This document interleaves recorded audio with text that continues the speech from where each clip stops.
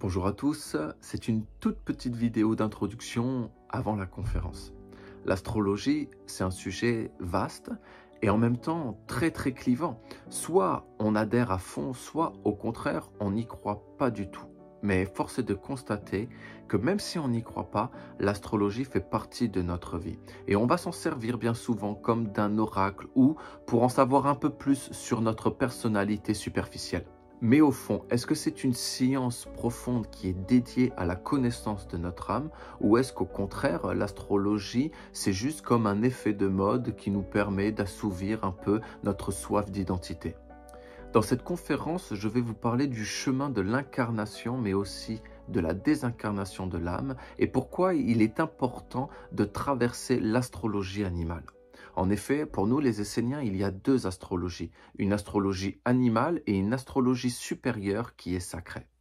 Cette conférence que je vous offre, c'est la première vidéo d'une formation sur l'astrologie sacrée qui sera disponible sur mon site internet. Les liens sont en description. À travers les prochaines vidéos qui compléteront cette formation, je vous transmettrai des méthodes pour traverser cette astrologie animale et surtout pour être préparé et être capable d'accueillir les influences et les inspirations de cette astrologie supérieure et sacrée. Alors je vous souhaite une bonne conférence, une bonne étude et je vous dis à bientôt. Il y a des choses qui se collent sur nous, il y a des yeux qui se collent sur nous et qui vont dire « Ah, il est comme cela, ah, elle est comme ceci ». Et après, tu t'incarnes et tu vis avec ce vêtement, avec cette enveloppe, avec cette image, avec cette étiquette. Et oui, tu nais, tu es bélier, tu es sagittaire, etc. Mais ce n'est pas toi, ce n'est pas moi. Traverser l'eau, c'est traverser ce zodiaque. Parce que ce sont des influences, je le répète, collectives. Collectives. Nous ne sommes pas des animaux. Nous portons à l'intérieur de nous l'animal et souvent nous vivons et nous réagissons comme des animaux, c'est-à-dire d'une manière très instinctive. Mais il y a quelque chose après qui nous rattrape, cette conscience de nous, qui nous fait dire « Ah, j'aurais peut-être pas dû ».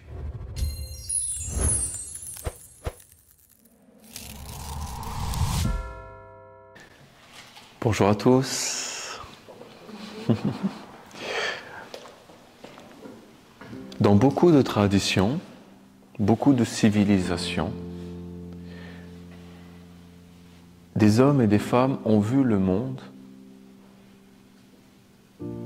à travers 4 états.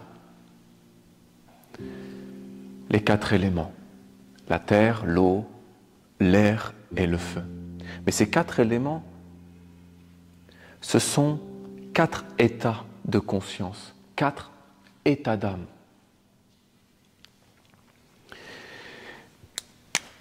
Il y a la terre.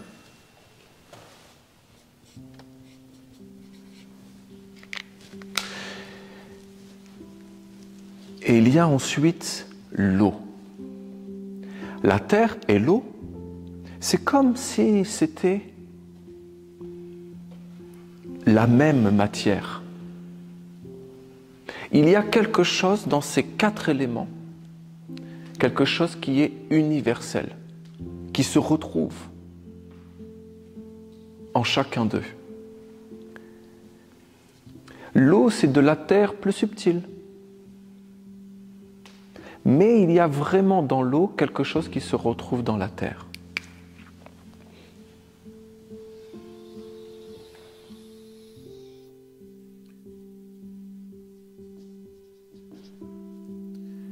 Et ensuite, il y a un élément encore plus subtil, l'air.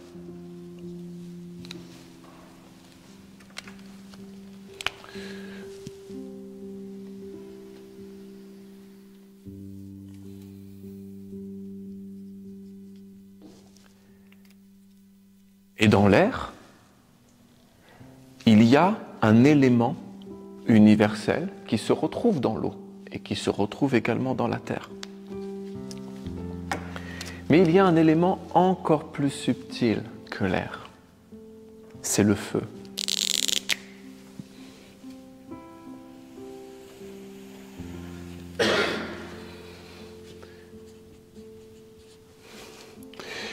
Voilà comment est constitué notre monde. Mais le monde aussi, plus subtil, plus spirituel, et le monde divin également. Dans notre monde physique, il y a ces 4 éléments. Mais chacun de ces éléments est une représentation, une expression d'un monde plus subtil, d'un monde plus spirituel et également d'un monde divin. C'est une sorte d'imbrication. Il y a un monde dans un monde et dans un autre monde.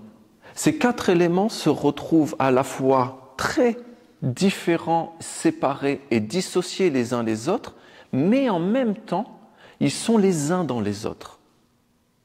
Il y a des interactions, il y a des oppositions et il y a des attractions. Il y a des relations, des échanges. Il y a des équilibres, des adaptations en permanence dans le monde physique, mais également dans le monde subtil, également dans le monde spirituel, lié à l'élément de l'air, et également dans le monde divin, qui peut être représenté et lié au monde du feu. Donc il y a de la terre dans l'eau, il y a aussi cet élément de la terre dans le monde de l'air. Et il y a aussi cet élément de la terre dans le monde divin, dans le monde du feu. Et les autres éléments se retrouvent également dans tous ces mondes, mais à travers une représentation qui est différente. La terre dans le monde de la terre, c'est une chose particulière. La terre dans le monde de l'eau, c'est encore autre chose. Et ainsi de suite. Mais si on prend l'élément de l'air, c'est idem. L'élément de l'air dans le feu, dans le monde divin, c'est quelque chose de très particulier. Et l'élément de l'air dans le monde de l'eau ou dans le monde de la terre, c'est encore quelque chose de très très différent et de très particulier. Ces 4 éléments sont 4 états d'âme. J'ai expliqué tout à l'heure qu'ils étaient donc à la fois très différents et en même temps il y avait comme un élément, comme un 5e élément, disons, comme quelque chose qui était universel et qui se retrouvait dans ces 4 éléments. Cette universalité qui se retrouve dans chacun des éléments, c'est l'âme. L'âme est une expression de ce 5e élément, de cet éther, comme certains l'ont appelé il y a plusieurs siècles. L'âme est l'expression d'un élément caché et invisible, mais qui en même temps se révèle à travers d'autres éléments, la terre, l'eau, l'air et le feu. L'âme est l'expression de cette universalité, de cet élément caché, mais qui pourtant se révèle en permanence à travers des formes physiques, à travers des sensations, à travers des pensées, des inspirations, à travers une fulgurance, une idée, une intuition. À travers toutes ces formes d'expression, l'âme se manifeste, se révèle, elle chante, elle danse, elle agit, elle réagit, elle donne, elle prend en permanence. La terre donne et elle prend. L'eau donne et prend. L'air, le feu également. Tu vois ces interactions dans tous les mondes, toutes ces imbrications de mondes dans des mondes, des corps dans des corps. Et la relation qu'il peut y avoir entre tous ces corps, tous ces mondes, Derrière tout cela, il y a l'âme. Cette universalité. Tu vois, notre corps, il est constitué d'innombrables petits corps, des organes, et puis dans ces organes, d'autres petits corps, des cellules, et ainsi de suite. Même la cellule, qui est déjà très petite, est constituée de corps encore plus petits. Mais nous-mêmes, en tant qu'individus, en tant qu'êtres humains, nous sommes un corps dans un corps plus grand. Par exemple, notre nation, notre pays, c'est un corps. Et nous faisons partie de ce corps. Mais même plus proche de nous, notre famille. Notre famille, c'est un corps plus grand. Et nous faisons partie de ce corps. Nous nous donnons à ce corps. Nous prenons et nous donnons. Mais il y a encore des corps plus grands que la famille et la nation. Il y a l'humanité tout entière. Et même là, il y a des corps encore plus grands que l'humanité. Il y a par exemple la Terre, tout entière, la Terre. C'est un corps plus grand que l'humanité, parce que sur la Terre, il n'y a pas que l'humanité qui vit et qui existe. Il y a l'animal, le végétal, le minéral, et ainsi de suite. Nous pouvons encore aller plus loin et dans des corps encore plus grands que la Terre. Mais à chaque fois, il y a cette idée de relation, de je prends, je donne, de respiration, d'échange, de partage, de communion, d'équilibre, d'adaptation, d'imbrication, de force qui s'attire, de force qui se répulse en permanence. Et dans tout cela, il y a toujours de la terre, de l'eau, de l'air et du feu. Et dans tout cela, il y a toujours l'âme. L'âme. Quand nous commençons à prendre conscience de tout cela et que nous commençons à regarder le monde, les mondes et les existences avec ce souvenir et cette idée de ce que je viens de vous exposer, l'âme commence à respirer. Et ça peut tout changer dans ta vie.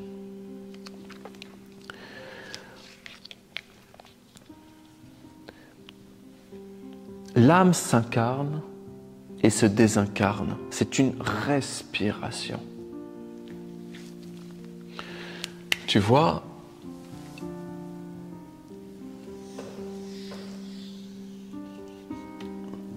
l'âme s'incarne, incarnation.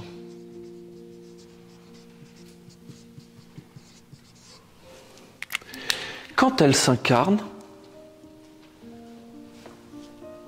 elle passe d'un état à un autre. De même que l'eau peut passer d'un état solide, liquide, gazeux. Mais la terre aussi peut être solide, liquide et gazeux. C'est très étrange, mais chaque élément peut avoir des états différents. Par exemple, pour la terre, elle est solide. Si tu y mets de l'eau, elle devient plus liquide, plus malléable. Mais la poussière dans l'air, c'est de la terre. C'est un autre état de la terre. Et selon combien il y a de pourcentage d'éléments dans chacun des autres éléments, ça crée une matière particulière, plus ou moins solide, plus ou moins liquide, plus ou moins gazeux. L'âme, quand elle s'incarne, elle passe d'un état à un autre. D'abord, elle est comme une flamme, quelque chose de très éthéré, de très spirituel. C'est au-delà même du spirituel, c'est comme divin. C'est un état. Le divin, c'est un état. Et après, elle passe dans quelque chose de plus spirituel. C'est un état. Elle va passer dans le monde ensuite de l'eau. Et elle se densifie, tu vois, petit à petit, jusqu'à ce qu'à un moment donné, elle prenne un corps plus ou moins solide, plus ou moins rigide, plus ou moins opaque, qui laisse traverser la lumière. C'est un état. C'est ce que nous pouvons appeler l'incarnation. Mais l'âme, une fois qu'elle s'est incarnée dans un corps, qu'elle a pris un corps physique, un corps de terre, elle a aussi avec elle, elle a emporté avec elle un corps d'eau, un corps d'air, un corps de feu. Elle a avec elle tous ces éléments-là. Elle les porte en elle. Une fois qu'elle a pris un corps physique, le processus d'incarnation n'est pas terminé. C'est juste un corps qui est sorti du ventre d'une maman, qui s'est élaboré dans le cachet et qui apparaît. Mais ce corps qui est apparu va continuer à se construire et à se développer. Et de même que ce corps physique se construit, se développe, grandit, il y a un corps d'eau également qui se développe et grandit, un corps d'air, un corps de feu. Et de même que tous ces corps sont en élaboration et se construisent, l'âme continue à s'incarner. Pour nous, les Esséniens, il faut à peu près une quarantaine d'années pour que l'âme pleinement s'incarne. 42 ans à peu près. C'est pas rigide, c'est pas figé. Ça peut être 35, ça peut être 49. L'âme ne peut ne pas s'incarner. C'est la plupart de la vie des hommes et des femmes aujourd'hui. L'âme ne s'incarne plus. C'est comme un avortement. C'est spécial, hein? Mais donc à peu près une quarantaine d'années. Ça peut être plus, hein, ça peut être 70 ans. Peut-être qu'il faut 70 ans pour certains, certaines. Peut-être qu'il y en a pour qui ça va durer 28 ans pour que l'âme s'incarne pleinement dans un corps physique. Mais pas seulement, hein. Corps physique, corps subtil, corps spirituel, corps divin. Quand l'âme est pleinement incarnée, elle révèle et elle manifeste tous ces états. Elle est comme un rayon, comme une identité propre, totale, entière, pleine. Quand quelqu'un se connaît vraiment, il est comme une étoile. Il éclaire, il illumine le monde, il rayonne, il est entier. Entier. Un enfant, quand il vient de naître, il est proche de cet état. Il est plein, entier. Il n'est pas lui-même. L'âme ne s'est pas incarnée, mais il est comme dans un souvenir de ce qu'il est, pleinement, entièrement. C'est très étrange. Un enfant, quand il vient de naître, après plusieurs mois, plusieurs années, il n'a pas encore conscience de son environnement vraiment. Il n'y a que lui, il est le centre de l'univers. C'est l'individualité à son paroxysme. Et je vais y revenir un peu plus tard. Donc ce processus d'incarnation, tu vois qu'il met des années et des années. Ce n'est pas juste 9 mois dans le ventre de la maman. Ça continue. Et même avant les 9 mois, il y a déjà des processus qui se mettent en place. Hein. Je ne peux pas vraiment le représenter, mais disons pour l'étude, pour le cours, pour la pédagogie, disons que les 9 mois, l'âme, elle est ici, dans ce monde de l'eau. Mais avant, il y a des choses que l'âme, elle vit avant même de s'approcher de la terre et de s'incarner dans un corps physique. Il y a des choses que l'âme vit dans ce monde spirituel et il y a des choses que l'âme, elle vit dans un monde divin. Mais déjà, elle est en train de se construire et de s'incarner. Ne crois pas que l'existence n'est que ici, dans le monde physique. Ton âme, elle existe ici. Peut-être qu'elle a des souhaits, peut-être qu'elle prononce des paroles, peut-être qu'elle a une sorte de volonté et de but. Peut-être que quand notre âme est ici, elle se dit « Oh, quand je reviendrai prendre un corps, je ferai ceci, je ferai cela. » Peut-être qu'elle planifie des choses. Elle est en préparation. Qui dit incarnation dit désincarnation. Parce qu'à un moment donné, l'âme, elle va quitter le corps.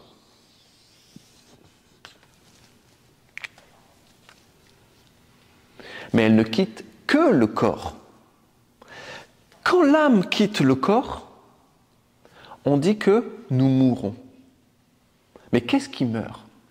C'est juste un état d'âme qui meurt. Juste un état d'âme.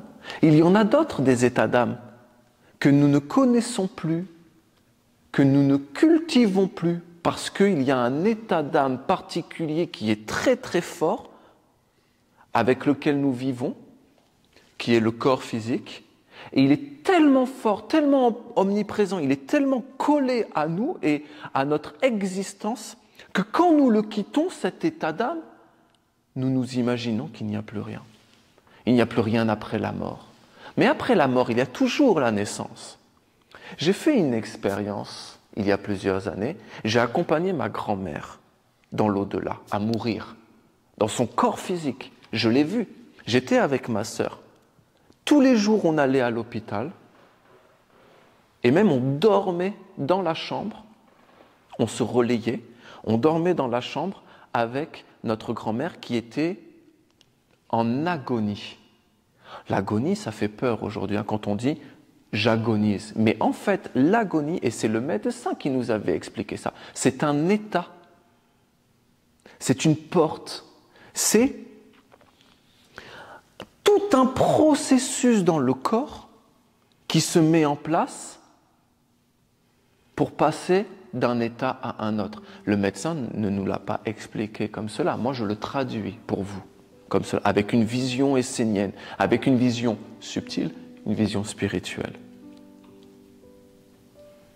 L'agonie. L'agonie n'est pas forcément liée à souffrance. Ça, c'est quelque chose d'étonnant. Et ça, le médecin nous l'a dit.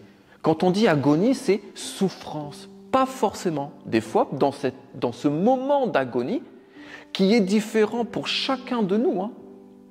Des fois, ça va être une journée. Des fois, il y en a, ils vont être dans l'agonie pendant des semaines. Il peut y avoir effectivement la souffrance. On peut ressentir la souffrance comme on peut ne pas ressentir la souffrance. Parce que déjà, on s'est décollé. Ce moment de l'agonie, c'est un moment intermédiaire entre un état et un autre état. Et j'ai fait cette expérience où je me suis rendu compte que c'était très très similaire avec un accouchement. Ma grand-mère, elle respirait d'une certaine façon. Comme une maman qui était en train d'accoucher. C'était très troublant comme expérience. Très troublant.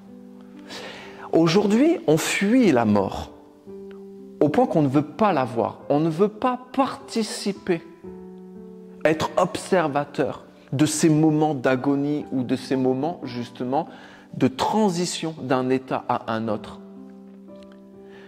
Avant, les enfants accompagnaient leurs parents ou leurs grands-parents dans ce moment qui est très important. C'est un moment très important de la vie. C'est un moment très important de l'existence. La mort. Avant, on l'accompagnait, nos ancêtres, nos aïeux, dans ce passage-là. Et j'ai eu la chance avec ma sœur de le faire. Et je vous dis, une expérience incroyable. Et on a vraiment vu qu'il y avait une similitude entre la naissance, la maman qui respire, quelque chose un peu d'animal aussi. Vous voyez? Et ma grand-mère, je vous dis, elle était déjà plus consciente. Des fois même, elle sortait des sons de sa bouche, au point qu'on s'imaginait, ma sœur et moi, qu'elle était là encore et qu'on pouvait lui parler. Mais elle n'était plus là. Ce sont des forces et des processus dans le corps qui n'ont rien à voir avec l'âme. Des intelligences dans le corps qui font que notre cœur, il bat. Ce n'est pas notre âme qui toujours est en train de se concentrer et d'être dans une prière et une méditation en permanence pour que le cœur bat. Il y a réellement une intelligence et des forces à l'œuvre dans le corps qui ne dépendent pas de nous, qui ne dépendent même pas de notre âme. Nos poumons qui se gorgent, qui se remplissent d'air. Et donc, elle prononçait des fois des paroles, elle respirait d'une certaine manière. Son corps même bougeait comme dans des sursauts des fois. Des petits sursauts. Comme des fois, nous aussi, ça peut nous arriver. Des fois, on va être dans un frisson. Et on va frissonner sans vraiment savoir d'où ça vient. C'est au-delà de la température. Donc, tout ça pour vous dire que ici, il y a une mort. Mais de l'autre côté, il y a une naissance. Et cette naissance, c'est un inconnu.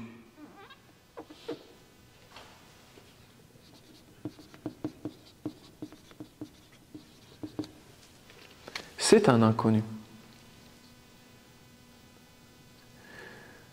Pour accueillir cet inconnu, il faut être préparé. La préparation, elle se passe ici, dans cet état d'âme. Tu te prépares à accueillir un inconnu là, dans un monde plus subtil. Quand tu perds le corps physique, ce monde apparaît. C'est comme si le corps physique éclipsait nos corps plus subtils. Mais quand on perd ce corps physique, eh bien les corps plus subtils qui étaient éclipsés apparaissent et arrivent au premier plan. Quand nous nous endormons la nuit, c'est exactement ce qui se passe. Nous oublions un certain état d'âme de notre existence et de notre être, plus global, plus grand, ce qui fait que se révèle à nous un autre état d'âme, plus subtil, plus fin, que l'on va appeler le rêve.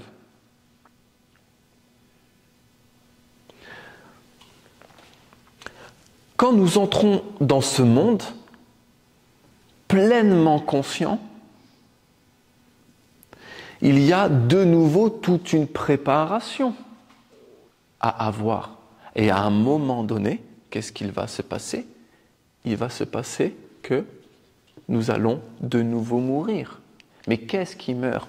C'est un autre état d'âme, ni plus ni moins. Et de l'autre côté, s'il y a une mort, il y a donc une naissance.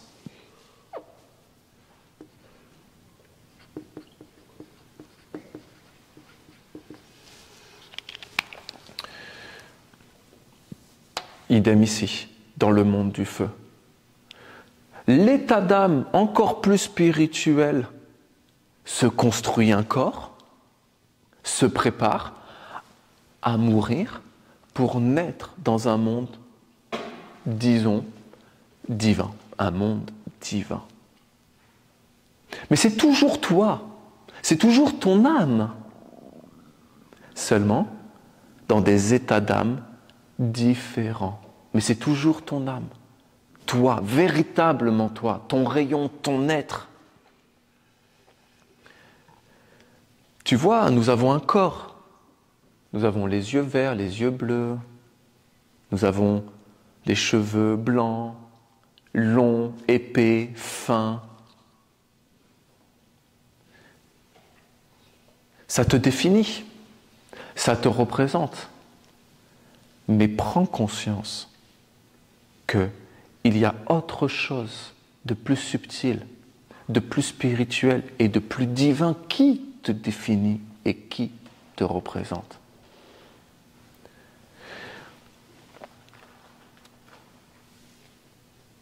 Plus nous nous élevons,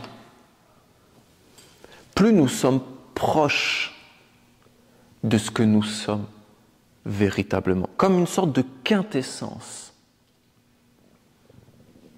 une goutte d'essentiel. Il y a de moins en moins de fioritures. Plus nous nous élevons, moins il y a de scories, d'enveloppes.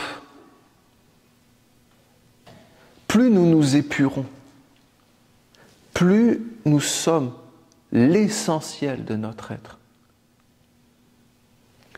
Ici, c'est la multitude. Nous sommes tellement pleins de choses. Nous sommes en perpétuel changement. Évolution, évolution, involution. Ça bouge en permanence. C'est très difficile d'être pleinement ce que l'on est et ce que l'on doit être. Mais plus nous arrivons à nous élever, plus il y a une sorte de concentration, d'essence de ce qu'on est.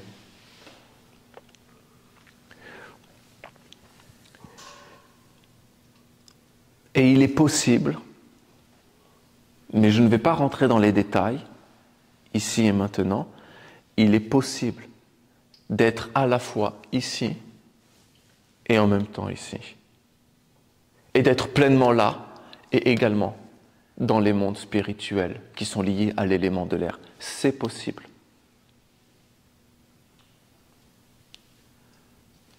Et c'est possible de mourir là et de ne pas se rendre compte que nous sommes morts parce que nous vivons également là et dans ce monde et dans ce monde. C'est possible. C'est possible de s'endormir consciemment. C'est possible que de mourir consciemment. De mourir consciemment au point même que nous pouvons avoir la sensation, je ne sais pas comment l'exprimer autrement, mais la sensation de tout simplement ouvrir une porte et de passer d'une pièce à une autre pièce. Quand tu passes d'une pièce à une autre pièce, tu es dans un monde différent, mais tu te souviens de où tu étais. Tu te souviens de comment les meubles étaient positionnés dans cette pièce. Tu peux te souvenir de qu'est-ce que tu faisais dans cette pièce. Tu étais assis sur le canapé en train de lire, boire un thé, un café, ou peut-être que tu étais en train de préparer le repas. Tu te souviens, mais tu es dans une autre pièce, un autre monde. Et tu te souviens, il y a la mémoire, il y a le souvenir. C'est possible. Eh bien, c'est exactement la même chose. Tu peux perdre ton corps physique, te souvenir de ta vie, mais vivre ici. Je dis juste que c'est possible. Je ne dis pas que c'est, on va dire, quelque chose qui est vécu par la majorité des hommes et des femmes. Même au contraire, souvent on oublie. Et ça se dilue petit à petit. Comme quand tu te réveilles le matin, que tu sais que tu as rêvé, mais tu ne t'en souviens pas. Tu sais que tu as rêvé. C'est un souvenir. Je sais que j'ai rêvé, mais de quoi j'ai rêvé? Des fois, tu te souviens parfaitement de ton rêve, mais le temps que tu te lèves, que tu ouvres par exemple un livre, un cahier dans lequel tu veux écrire tes songes, le temps que tu fasses cela, déjà tu sens que tu es en train de le perdre et tu as besoin de te concentrer terriblement pour essayer de garder ce souvenir Mais des fois, tu le perds. Et des fois, tu arrives à écrire un peu, mais même ce que tu écris déjà, tu vois, c'est très dilué, c'est très flou. Tu n'arrives pas à écrire dans le détail ce que tu as rêvé. Tu vois un peu? C'est des choses de la physique, de la chimie, de la concentration, de la décantation, de la dilution. C'est des états de transition. La mort, la naissance. C'est cela. Et ce sont des processus de l'âme qui passent d'un état à un autre. Mais quand l'âme s'incarne, c'est exactement la même chose. Ici, elle meurt. C'est un état en elle qui meurt. Et elle naît dans un autre monde.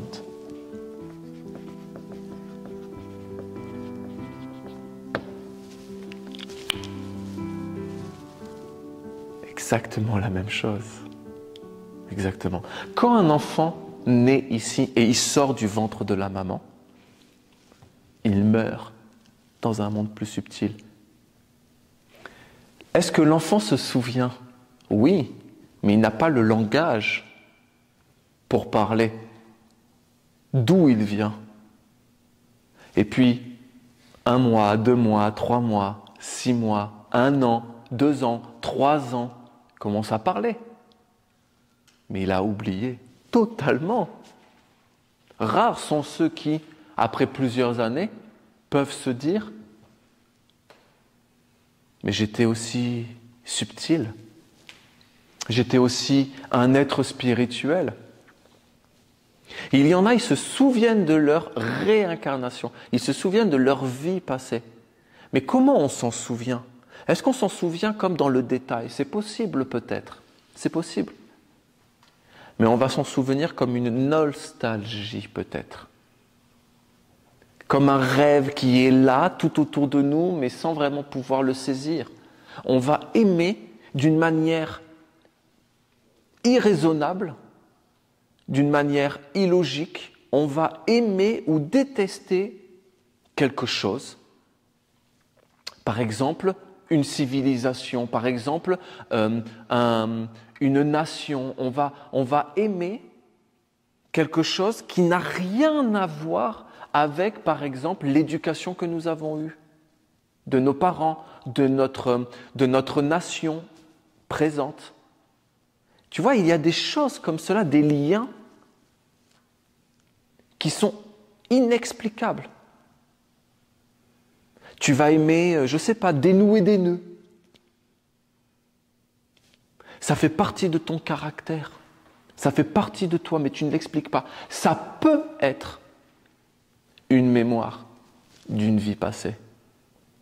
Tu te souviens, sans vraiment te souvenir. Tu te souviens pourquoi? Parce que tu le sais, tu te vois aimer dénouer les nœuds au point que même tu puisses l'exprimer. Et tu vas dire à tes amis, moi, je ne sais pas pourquoi, mais j'adore défaire les nœuds. J'adore coiffer les cheveux. J'adore couper les cheveux. Quand il y a des sacs de nœuds, je ne sais pas, ça me calme, ça me relaxe. Et je défais les nœuds comme ça. Et je peux rester des heures et des heures. Et il y a quelqu'un qui va te dire, moi là, je ne comprends pas pourquoi et comment tu peux aimer faire cela. C'est une façon de se souvenir, peut-être, de quelque chose qui est soit dans un monde subtil, soit dans un monde spirituel, et peut-être même des fois dans un monde divin.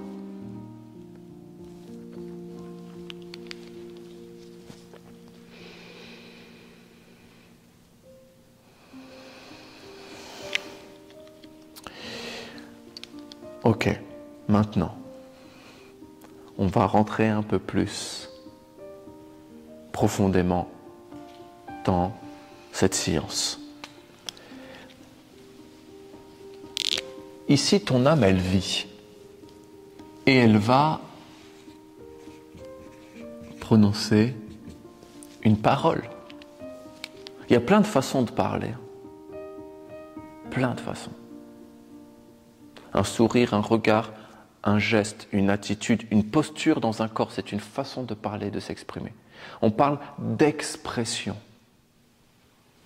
Ici, tu exprimes une multitude de choses. Donc, souvent, c'est une question de parole et de verbe. Le verbe s'est fait chair. Le verbe s'est fait chair.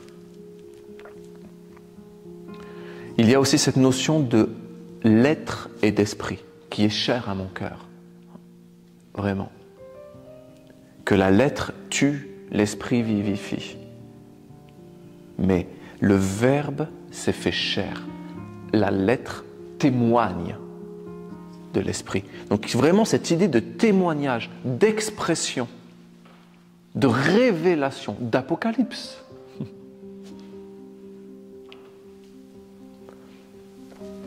L'âme parle. Elle prononce une parole. Avant de s'incarner,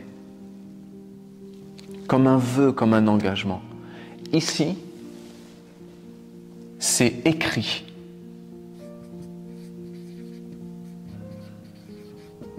Écriture. Ça s'écrit. Déjà, on oublie la parole. On ne se souvient plus du moment où on a prononcé la parole. T'imagines une âme qui prononce une parole? Je vais essayer après de le représenter, de le dessiner. Mais ici, c'est écrit, c'est-à-dire que tu te souviens. C'est écrit, donc tu le lis. Mais tu ne te souviens pas du moment où tu as prononcé la parole. C'est comme une photo. Une photo, c'est une écriture.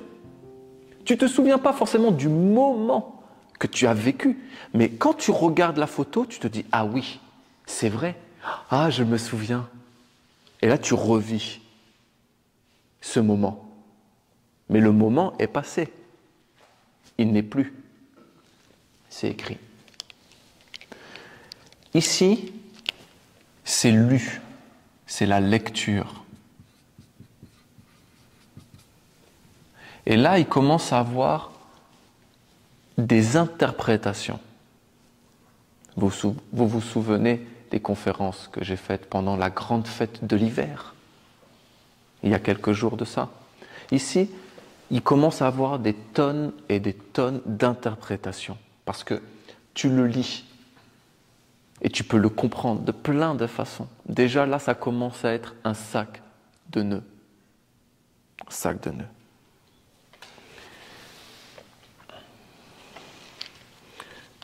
Et ensuite, tu le réalises, tu l'accomplis.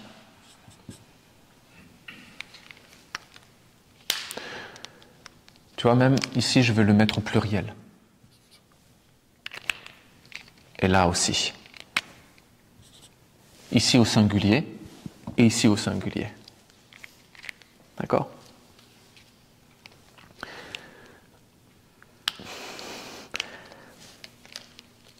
La parole, quand elle rentre dans ce monde, il y a une partie qui meurt et il y a une partie qui naît. Et là, il y a ce que beaucoup ont appelé le karma.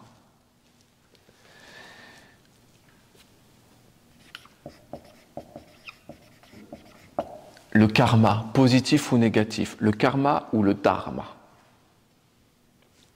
C'est la même chose. C'est quelque chose qui s'écrit.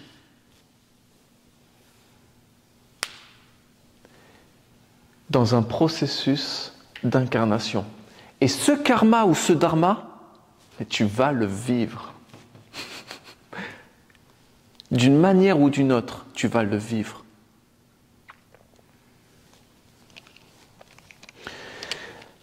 Ici, ce karma, il commence à prendre un corps.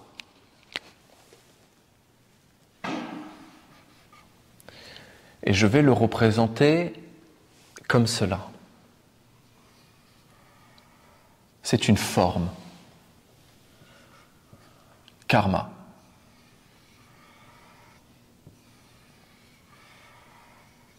C'est ce que nous pouvons appeler, nous les Esséniens, un double. Et sur ce karma, il y a encore des choses qui se rajoutent parce que c'est une lecture et c'est une interprétation. Donc déjà, tu as ton karma écrit, mais en plus de ça, il y a des interprétations de ton karma qui s'agglomèrent. Et après, il y a toutes les étiquettes autour de toi. Il y a des images tout autour de toi. Et te défaire de ces images, ce n'est pas évident. Ce karma, ici, qui est dans ce monde de la lecture, ce monde de l'eau, ce monde du rêve, donc il est nourri. Il est nourri par quoi? Il est nourri par, comme je l'ai dit tout à l'heure, des interprétations, des yeux et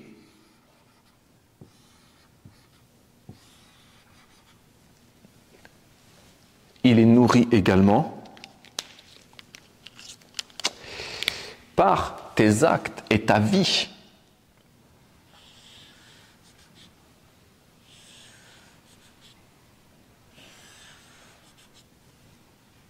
Et également par des regards, parce que tu révèles. Parce que ce monde, c'est un monde de révélation, d'expression. Et tu agis, et tu vis, et tu nourris ton karma. Tu le fais grandir même. Karma positif ou négatif. Quand on passe de l'autre côté, ici il y a quelque chose qui va mourir, mais ce qui meurt va nourrir ce monde. Et il y a comme un souvenir. Comment tu fais pour te souvenir d'une vie passée? C'est comme un souvenir, c'est comme une nostalgie. Mais pourquoi? Pourquoi tu vas te souvenir ici, par exemple, d'une sensation particulière? Parce qu'il y a une photo qui se trouve ici. Il y a des traces ici, des résidus qui restent. Ici également. Quand tu meurs là, il y a un résidu, quelque chose qui demeure ici, qui ne peut pas passer dans l'autre monde. Et c'est un autre état d'âme qui naît et qui va mourir à un moment donné. Et pareil, quand cet état d'âme qui vient de naître va mourir, il va laisser dans ce monde un souvenir, une mémoire, une photo. Quand on meurt, notre corps physique, il est porteur de mémoire. Et quand ce corps physique va retourner dans la terre va le manger, va se nourrir de ce corps. Et le corps va laisser une empreinte, une trace.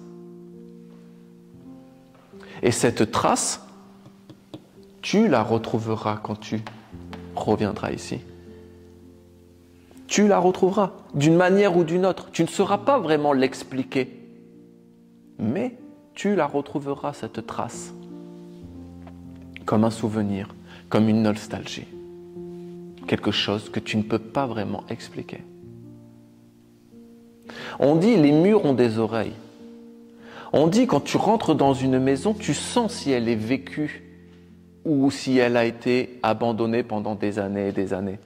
Tu vois que les murs, les objets physiques sont porteurs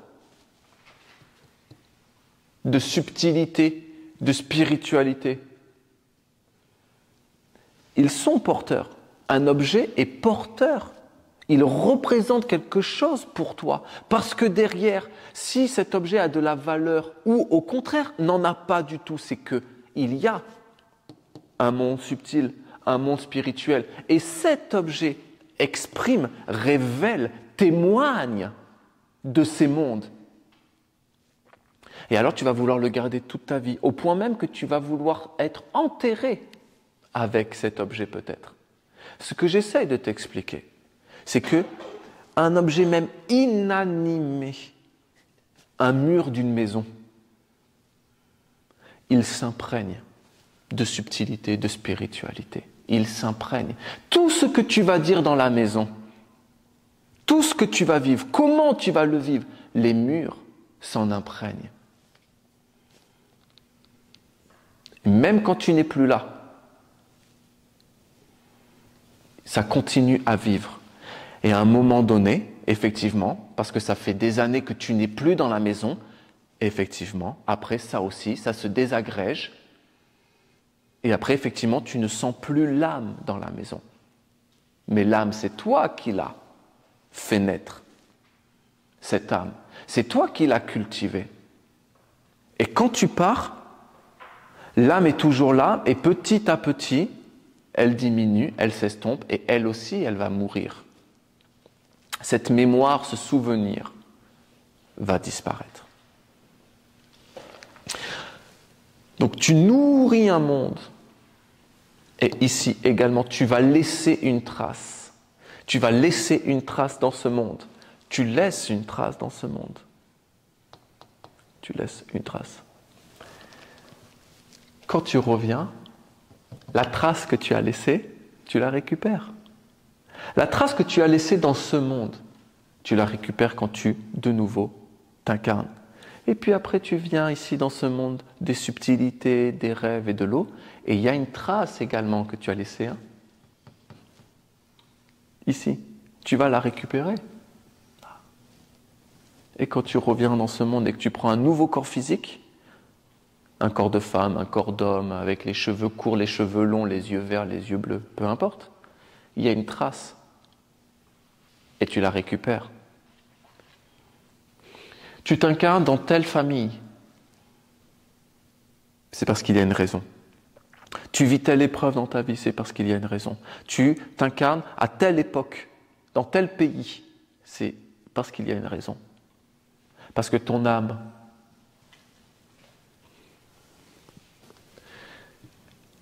elle s'est élevée avec le souvenir plus ou moins précis de ce qu'elle a vécu. Et après, elle prononce une parole et elle se dit, par exemple, plus jamais. Ah, ce que j'ai vécu là, ça y est, j'ai compris. Elle prononce une parole, c'est comme un vœu, c'est comme un plan de vie. Ok, quand je reviendrai, je vais faire tel métier, je vais avoir une femme, un mari, je vais me marier à tel âge, je vais avoir tel enfant, tant d'enfants. Je vais tout planifier. Mais comme il y a toujours cette idée de mort, de naissance, de souvenir et d'oubli, ben après, tu te débrouilles comme tu peux, avec les moyens que tu as. Et tu vis, et tu existes, et tu fais encore des expériences. Et souvent, c'est les mêmes expériences que l'on refait.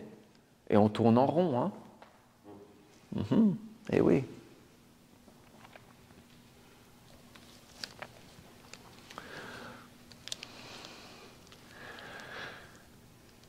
Ok.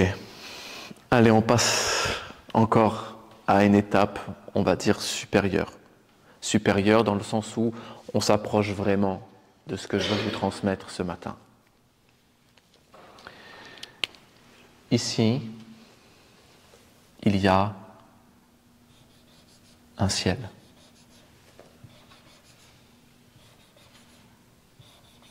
Ok, il y en a 12 étoiles qui forment un ciel. Ce ciel, cette constitution du ciel,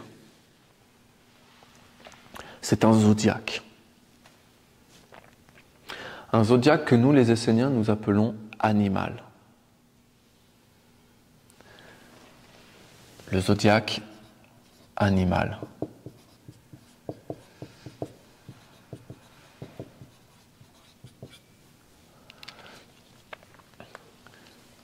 Ce zodiaque animal, nous le connaissons, le bélier, le taureau, le gémeau, le cancer, le capricorne, le sagittaire, etc. Le verseau. Bon. Avant d'aller plus loin, il faut que je vous parle de l'homme, de qu'est-ce qu'un être humain. Et pour comprendre ce qu'est un être humain, il faut qu'on regarde ce qu'est un animal et ce qu'est un ange. Tu ne peux pas ne pas comprendre ce qu'est un homme si tu ne prends pas en compte ce qui est avant l'homme et ce qui est après l'homme. L'animal, c'est ce qui est avant l'homme. Cet état animal, c'est un état que nous portons à l'intérieur de nous, mais qui est avant l'homme. Et souvent, si vous me le permettez, nous sommes beaucoup plus animal que humain. Mais nous devons aussi prendre conscience d'un autre état qui est supérieur, au-delà de l'homme, qui vient après l'homme. C'est l'ange, un état angélique.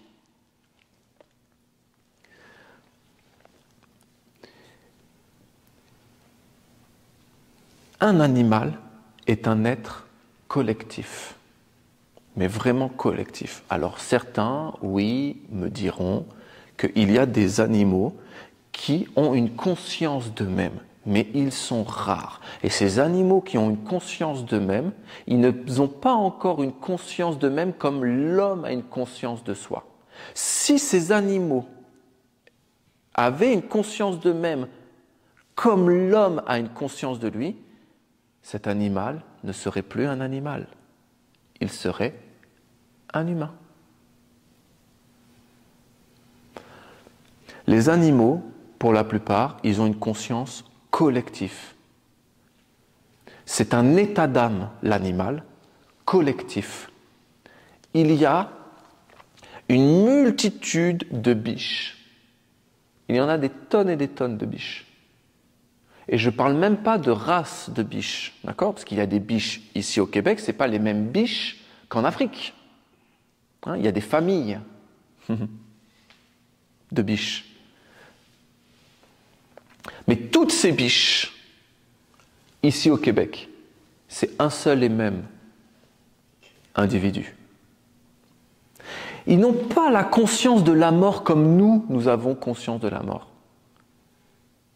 Quand une biche meurt, c'est ce que j'ai expliqué du coup tout à l'heure pour nous les humains, okay, il est possible de ne même pas se rendre compte que tu es mort. La biche, en tant qu'individu, le corps de la biche qui meurt, un chasseur, un accident de voiture, un loup qui l'a attrapé, ou au contraire, juste elle est tombée, elle s'est tordue la cheville, elle ne peut plus se nourrir, peu importe la raison de la mort. Une biche qui meurt dans son corps, l'âme qui quitte ce corps n'a même pas conscience déjà de ce corps qu'elle quitte, et donc n'a même pas conscience qu'elle est morte. Elle n'est pas morte. L'âme continue de vivre. Ça ne veut pas dire qu'il faut se dire, bon ben on peut tuer toutes les biches. Vous voyez, c'est pas ça du tout. C'est un état d'âme, c'est un état de conscience. Donc ça, c'est vraiment typique du règne animal.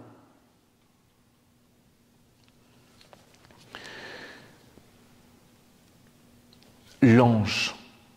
L'ange, c'est une exacerbation de l'individualité. Un ange, il est ultra individualisé, au point que nous-mêmes, on ne peut même pas l'imaginer. Pourquoi ? Je ne peux pas vraiment vous l'expliquer, c'est pas ça. C'est pas pourquoi, c'est comment. Regardez l'ange de l'amour. Et tu prends n'importe quelle vertu. L'ange de l'amour, c'est amour. Amour, amour, amour, amour, amour. Il n'y a que l'amour. Partout. Il ne peut pas voir autre chose. C'est l'amour, c'est « je suis l'amour ». Amour, amour, amour.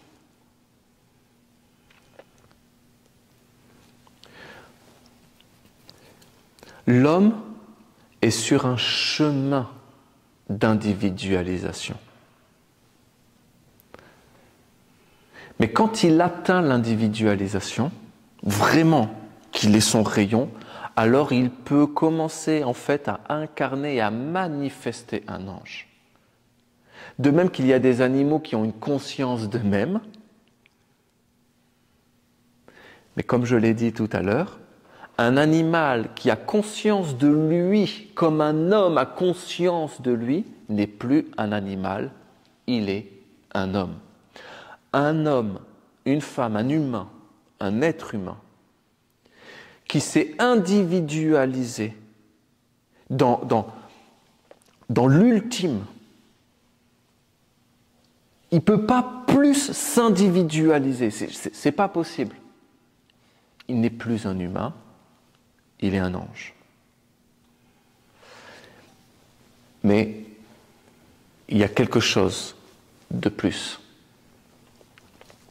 Et je vais en parler tout à l'heure.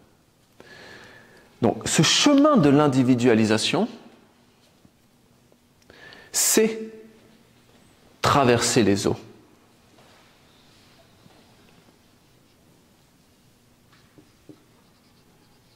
Individualisation. C'est un chemin. Individualisation, c'est pas individualité. Les mots sont importants.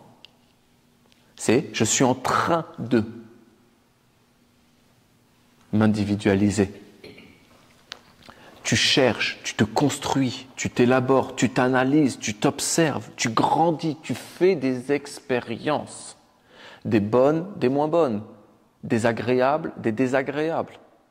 Tu parles, tu te tais, tu agis, tu restes immobile. Tout cela est un processus en chemin, en devenir. L'homme est en chemin de devenir un être humain. Par ce processus de l'individualisation. Comme je l'ai dit tout à l'heure, au tout début de la conférence, ce sont des états d'âme. La terre, l'eau, l'air, le feu, ce sont des états d'âme. Mais il y a quelque chose dans tous ces états d'âme d'universel. C'est l'âme.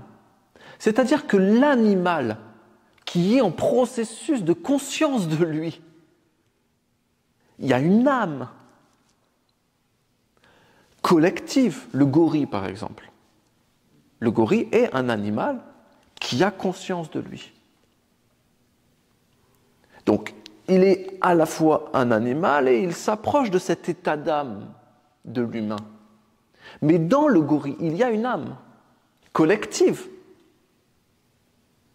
Ce gorille qui est en train de s'individualiser, qui commence à avoir une conscience de lui-même, c'est très très étrange parce que ce gorille, il a peut-être plus conscience de lui-même qu'un autre gorille à côté de lui. Pourtant, c'est le même collectif. Donc, dans ces processus de l'âme, il y a des choses comme cela qui se détachent. Hein. Tu vois ?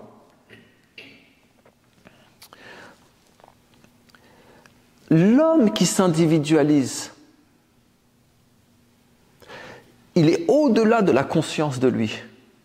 L'homme, c'est vraiment la conscience. L'homme, c'est la conscience. L'individualisation, c'est l'ange.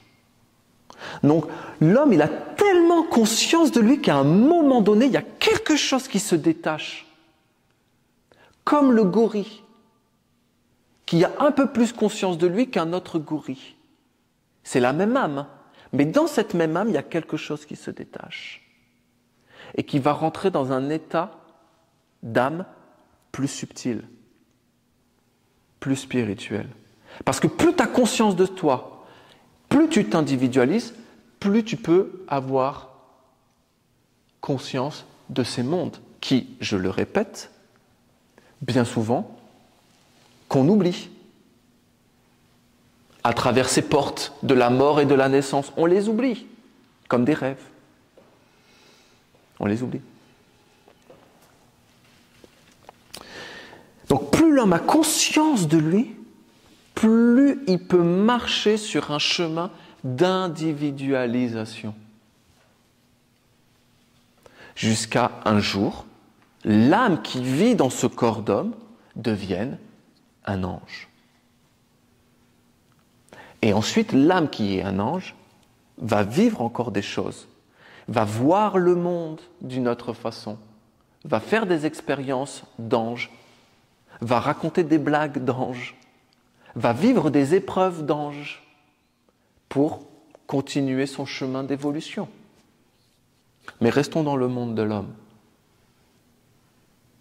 Donc vraiment, cette notion d'individualisation, elle est primordiale dans la construction et le devenir de l'être humain.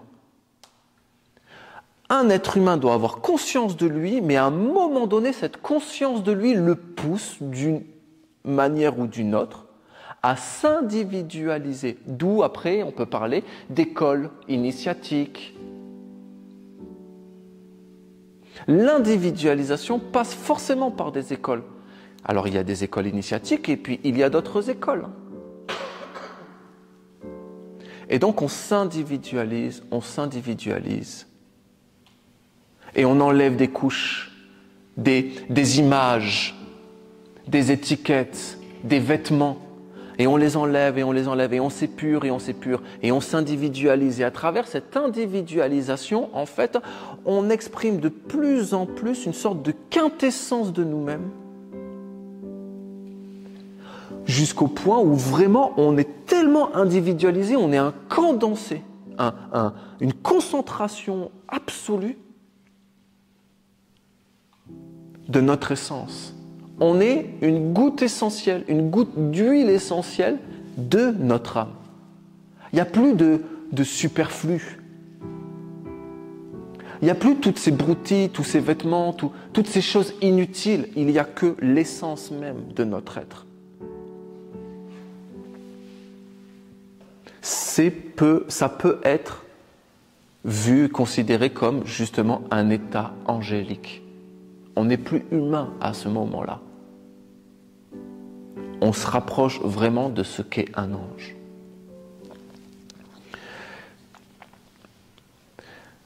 Donc ce ciel, ce zodiaque animal, tu comprends que ce sont des influences collectives. C'est un zodiaque animal. Hein? Tu as compris. L'homme, et puis avant l'homme, il y a l'animal, et après l'homme, il y a l'ange. Tout va se regrouper si tu n'as pas fait les liens encore. Donc ce zodiaque que l'on connaît tous, il est lié à cet état animal à l'intérieur de nous. Et ce sont des influences collectives. C'est pour cela que, oui, on peut exprimer et dire, eh bien, tous les béliers, ils pensent d'une certaine manière, ils agissent d'une certaine manière. C'est vrai, mais aussi c'est faux. Il y a des subtilités, il y a des nuances. Mais quand même, il y a une généralité parce que ce sont des influences collectives. Toutes les âmes qui vont s'incarner, elles vont s'incarner à un moment donné précis, où il y a un ciel précis qui se dessine et qui s'écrit. Et donc tu vas être bélier, tu vas être taureau. Et parce que tu es né à telle époque de l'année, il y a des influences, parce que c'est cyclique et ça revient. Alors il y a des influences qui reviennent et tu vas avoir tel caractère. Les béliers, ils vont foncer, ils vont réfléchir après. Voilà, c'est vrai. Mais il y a des nuances. Il y a des béliers qui vont plus foncer que d'autres. Parce qu'ils sont béliers, ascendant bélier par exemple. Mais il y a des béliers qui vont être ascendant vierge, alors ils vont être plus raisonnés, ils vont être moins téméraires. Et il y a plein de choses. Il y a 12 signes, il y a 12 maisons, il y a des interactions. Tu te souviens de ce que j'ai dit au début de la conférence. Il y a des relations, il y a des aimantations. Il y a des choses qui t'attirent, il y a des choses qui répulsent. Alors dans l'astrologie, il y a les carrés, les trigones, il y a les oppositions, les alliances, je n'ai pas les termes scientifiques précis, mais il y a beaucoup de choses. Et il faut prendre en contexte tout un environnement physique, parce qu'il y a des maisons, et ces maisons, c'est quoi? C'est ta famille, c'est ton travail, c'est ton argent, c'est ta santé, c'est physique. Mais ce n'est pas que physique, c'est aussi beaucoup subtil. Il faut que tu prennes en compte tous ces événements et ces contextes-là. L'astrologie, c'est vaste. Et c'est vrai. Il y en a qui vont dire et qui vont ne jurer que par l'astrologie et le zodiaque animal. Et il y en a, ils vont dire c'est n'importe quoi. Les deux ont raison.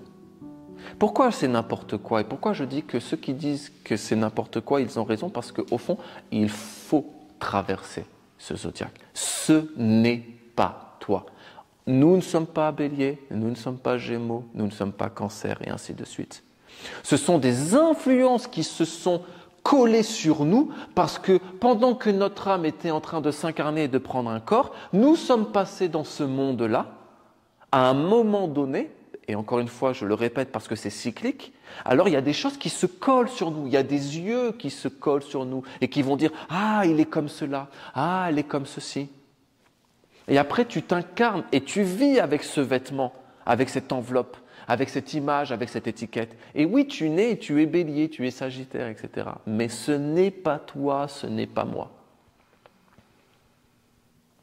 Traverser l'eau, c'est traverser ce zodiaque.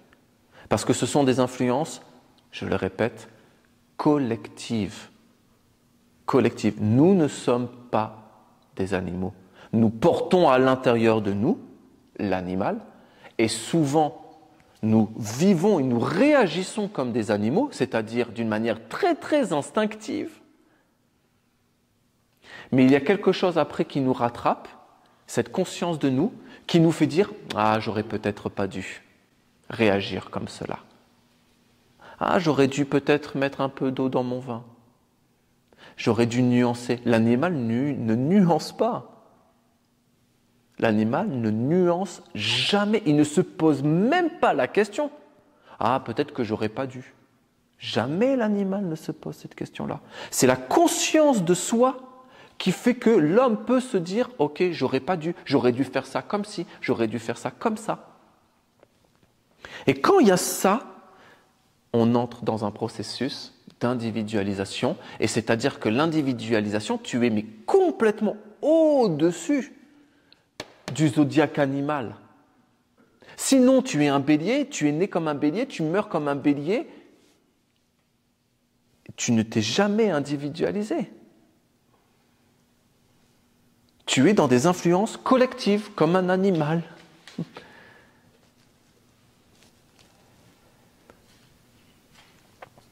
Donc tu dois traverser ces influences collectives, mais au point même que réellement, après, tu peux te dire, mais c'est n'importe quoi.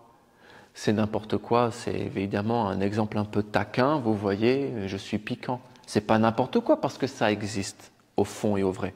Ce sont des influences, il y a tout un processus d'incarnation qui existe, qui est réel, qu'il faut prendre en compte. Mais c'est n'importe quoi dans le sens où, en fait, compte, vraiment, ce n'est pas toi. Ce n'est pas vrai qu'un homme qui est sur un chemin d'individualisation se dise « je suis bélier, scorpion, etc. » C'est une étiquette qu'on a mise sur toi et il y a des mondes qui veulent te faire croire que tu es cela. Parce qu'ils ne veulent pas que tu t'individualises.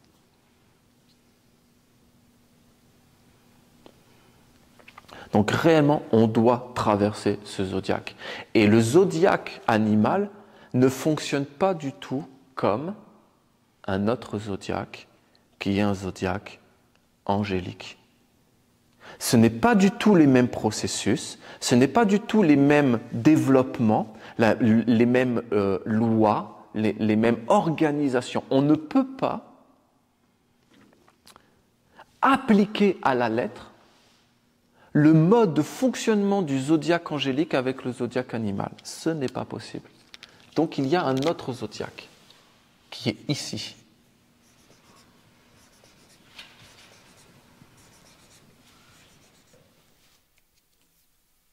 Et ici, donc, il y a des vertus. Et là, c'est l'individualisation ultime. Ultime. L'amour. Il n'y a que l'amour. L'amour ne se soucie pas de ce qu'il y a autour d'elle. C'est l'amour. Et heureusement, parce que si l'amour commence à se soucier de la sagesse, elle perd sa concentration, son individualisation extrême et ultime. Tu vois cet exemple dans la Genèse où il est dit que Ève, elle a détourné le regard. Il y a dans la Genèse, ou c'est peut-être dans un texte apocryphe, je fais des mélanges de plus en plus, je ne me souviens plus, je n'arrive plus à faire la distinction entre ce qui est canonique et ce qui est apocryphe. Mais il y a des textes où il est dit, dans certaines traductions, traduction, interprétation, d'accord ? Il y a des textes, des écrits qui disent « Ève s'est détournée, elle a détourné son œil ». Si l'ange de l'amour détourne son œil, il bascule. Pourquoi il y a l'amour ? Parce que l'ange de l'amour, il se lève le matin, c'est amour, le midi, c'est amour, le soir, c'est amour, il rêve amour, il respire amour, tout ce qu'il voit, c'est l'amour. Regarde un Candide, quelqu'un de pur, il ne voit pas le mal dans le monde. Et on va dire de lui, il est naïf. Un enfant, il ne voit pas le mal dans le monde. À un moment donné, il le voit, il est désillusionné. Être désillusionné, c'est mourir. Là, je parle de mort et de naissance. Mais là, dans ta vie ici, là, tu meurs, mais tellement de fois, et tu renais, mais tellement de fois, et ainsi de suite. Un Candide, il ne voit pas le mal. Il ne peut même pas s'imaginer que ça existe. L'ange de l'amour, il n'y a que l'amour. Tu vois cette individualisation à l'extrême. Au point que si tu t'approches de l'ange de l'amour, tu ne peux être que amour pour être face à lui. Parce que sinon, il n'y a que l'amour qui existe. S'il y a autre chose, il y a incompatibilité. C'est pour cela que ces deux zodiaques ne peuvent pas fonctionner de la même façon.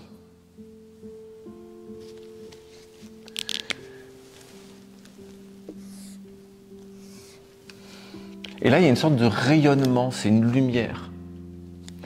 Plus tu t'éloignes, moins c'est l'amour, vertu de l'amour. Plus tu t'éloignes de ce rayonnement. Ici, c'est vraiment l'amour, il n'y a que l'amour. Voilà, amour. Et là, il y a comme un rayonnement, comme une petite porte, une petite trappe, un petit trou d'aiguille, qui laisse passer une lumière, et donc c'est l'amour. Et plus tu t'éloignes de ce rayonnement, moins tu es dans l'amour. Et plus tu t'en approches, plus tu es dans l'amour. Et même il y a une sorte d'attraction et d'attirance. Tu es happé, tu es aspiré, un peu à l'image comme d'un trou noir. Il y a le champ des horizons, je crois que ça s'appelle, il y a une limite, il y a une frontière. Où en fait, si tu la dépasses, tu es embarqué. Si l'ange de l'amour détourne son regard, il est happé, il est embarqué, il est attiré, aspiré. Mais il y a une concentration. Et j'ai fait des conférences où je parle du lien, de la similitude qu'il peut y avoir entre un être humain et une étoile. Parce qu'il y a toujours ces forces de concentration, de contraction et de dilution, d'évaporation. Ces forces-là se retrouvent dans l'univers tout entier, mais également ici, dans ce monde, dans tous ces mondes, dans tous ces états d'être, dans tous ces états d'âme. Il y a ces forces. L'ange de l'amour, il est ultra concentré. Et si tu t'approches trop de lui, il est tellement concentré que tu disparais et tu t'évapores dans l'amour. Et plus tu t'en éloignes, plus tu peux être tellement de choses, tellement. Parce que là, je te fais ce dessin comme cela. Tu t'éloignes ici, tu te rapproches ici, mais tu t'éloignes ici de l'ange de l'amour et tu t'approches de l'ange de l'amour.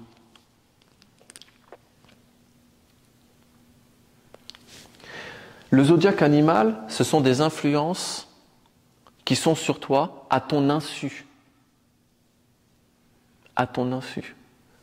Le zodiaque angélique, ça ne peut pas être à ton insu. L'ange de l'amour jamais ne va venir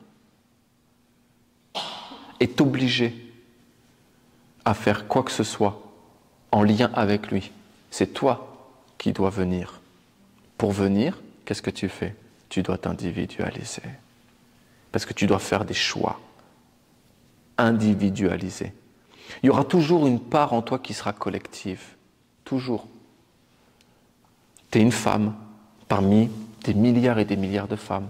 Tu es un être humain parmi des milliards et des milliards d'êtres humains. Toujours il y aura quelque chose en toi de collectif, mais tu dois t'individualiser. Et les choix que tu fais, tu ne dois pas vouloir que ce soit des choix qui soient faits pour d'autres. C'est ton choix. Nous devons nous extraire, nous devons nous individualiser. Je sais qu'aujourd'hui, c'est de plus en plus mal vu et qu'il y a des penseurs, des philosophes qui disent qu'au contraire, nous sommes une seule nation. C'est beau cette idée-là, mais c'est un piège aussi. Parce il faut qu'on soit une seule nation, si vous voulez. On est l'humanité, mais riche de nos différences.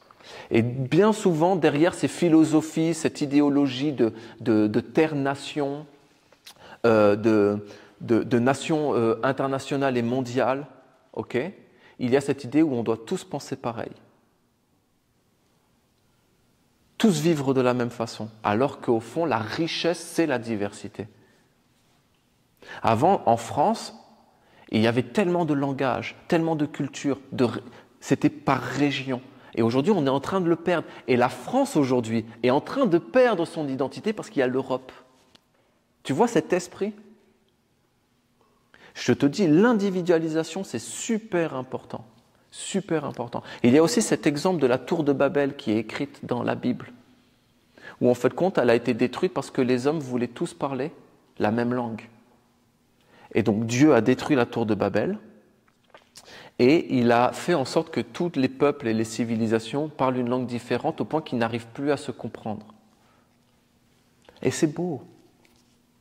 C'est beau, parce qu'on peut se comprendre avec les yeux, parce qu'on peut se comprendre avec tellement d'autres langages. Le langage de l'âme. Il y en a, ils parlent du langage des oiseaux, mais c'est le langage de l'âme. Et c'est beau. Et on doit retrouver ce langage, cette universalité.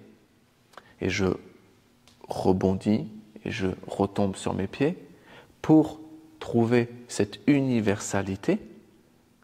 Tu te souviens, c'est le début de la conférence, il y a quelque chose dans tout ça qui est universel. Donc pour trouver cette universalité, nous devons, nous les humains, nous individualiser. Vraiment, vraiment. Nous devons nous extraire. Mais le piège donc, c'est que quand l'humain s'individualise, il pense que tous les humains doivent vivre comme cela. Comme cela. Et c'est là où il y a vraiment cette subtilité de l'ange, parce que l'ange, c'est quand même particulier. Je dis l'ange, c'est l'exacerbération de l'individualité. Il ne peut pas y avoir plus individuel qu'un ange. Mais l'ange, un ange, il s'individualise pour un bien commun. C'est-à-dire qu'à la fois, il sait qui il est et il n'y a rien qui peut lui faire douter de ce qu'il est, mais en même temps, il a comme une conscience de cette universalité que nous devons nous rechercher en tant qu'être humain. Et souvent, j'ai donné cet exemple. Si tu t'individualises, ce n'est pas pour après être comme cela et vivre éternellement dans ton individualité. Si tu t'individualises, si l'homme, la femme s'individualisent, si nous nous individualisons, c'est pour nous donner à quelque chose de plus grand. Et tu te souviens, j'ai dit que c'était des mondes dans des mondes, et qu'il y avait des corps dans des corps plus grands. Et ce corps-là, nous sommes en processus d'incarnation. Et une fois que nous nous sommes pleinement incarnés, ça veut dire que nous nous sommes individualisés. Nous nous sommes individualisés, mais pourquoi? Pour nous donner à un corps plus grand. Comme une cellule se donne à l'organisme tout entier pour que l'organisme tout entier soit en bonne santé. Donc l'individualisation, c'est ultra important, mais aussi d'avoir un idéal commun d'avoir un but plus grand que soi. On ne peut pas s'individualiser si nous n'avons pas un but plus grand que soi. Parce que le but de l'individualisation, c'est l'universalité. Tu ne perds pas ton individualité, mais ton individualité est pour un but plus grand. Sinon, ton individualité, elle est pauvre. Elle est enfermante. C'est une prison. Mais si tu as un but plus grand, universel, alors là, tu respires. Et être un ange, c'est cela. Donc, un homme, avant de tendre vers un ange, il doit devenir un homme. Pour devenir un homme, il doit traverser les eaux, il doit traverser ce zodiaque animal, au point qu'il se dise « mais ça n'a rien à voir avec moi, je ne suis pas du tout cela ».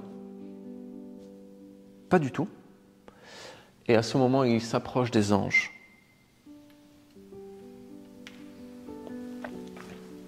Et un jour, il deviendra lui-même un ange. Je ne peux pas aller plus loin aujourd'hui. Mais je veux vraiment finir sur quelque chose que j'ai dit, mais que je veux répéter là. Okay. Le zodiaque animal ne fonctionne pas du tout de la même façon que le zodiaque angélique. Ce n'est pas possible parce que ce n'est pas les mêmes mondes. Ils ne fonctionnent pas de la même façon.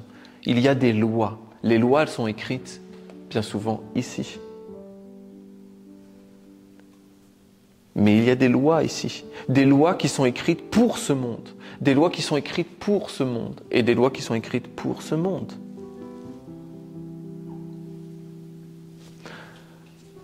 Maintenant, justement, je conclus par cette question. Comment le zodiaque angélique doit, c'est pas comment il doit, comment il nous influence, comment le zodiaque angélique nous influence, parce qu'il y a des lois, il faut connaître ces lois, et comment par contre nous devons, donc là c'est un devoir, une discipline, un travail, un effort à faire, comment nous devons nous approcher d'une vertu et d'un ange pour vivre avec lui et être capable de dire et de vivre et d'exprimer que nous ne sommes plus sujets au zodiaque animal, mais nous sommes influencés par un zodiaque qui est supérieur pour nous les Esséniens et qu'on appelle le zodiaque angélique. Voilà. Comment nous faisons? Voilà la question qui termine cette conférence. Je vous remercie. Tout le meilleur à chacun de vous. Bonne étude, bonne pratique.